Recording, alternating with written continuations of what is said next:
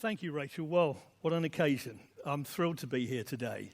And it's lovely to see so many of you here too, including past chairmen, trustees, lots of supporters, and it's really nice to see the Ben team. There's lots of people I've met here today that I've not met before. What a brilliant team they are. So it's really good to have you all here. And for Rachel and the team to offer some insights about the future direction and vision for Ben as we move through changing times to help support the growing health and well-being needs of our industry's people and their families. But what a journey Ben has been through over 120 years. As you would have seen on one of the slides, Ben was founded in 1905 by a gentleman called A.J. Wilson while he was working at Dunlop Tyres. Originally called the Cycle Trades Benevolent Fund, in 1908 the rise of the car meant that motor was added to the fund's name, eventually becoming the Motor and Cycle Trades Benevolent Fund in 1924. The charity was founded before there was a welfare state, so the concept was very much based on philanthropy and growing a fund which was there to help people who worked in the industry who fell on hard times. Post-World War II, the growth continued when various other benevolent funds became part of the charity.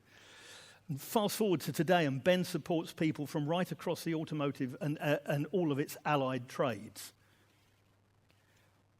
We've got a, I love this one, we've got a beautiful illustration. It's a really beautiful illustration. It reminds you of Donald Trump, doesn't it? Instantly you say that. We've got a beautiful illustration of our timeline over the past 120 years, which also demonstrates just how much the industry has changed and evolved during this time. Just to highlight a few of these influential milestones for our industry. In 1913, Henry Ford revolutionized manufacturing with the introduction of the moving assembly line, pioneering mass-produced and affordable cars.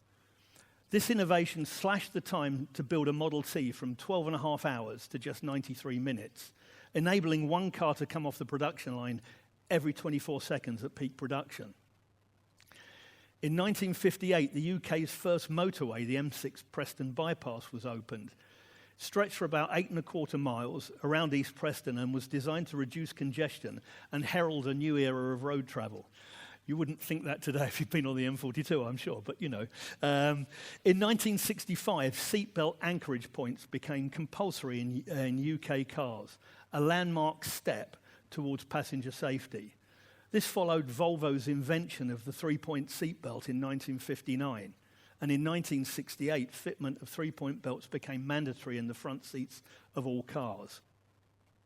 And then in 1997, the Toyota Prius was launched as the world's first mass-market hybrid, with a 1.5-litre gasoline engine paired with an electric motor and a nickel-metal hydride battery, achieving over 50 miles per gallon, which was a lot for that time.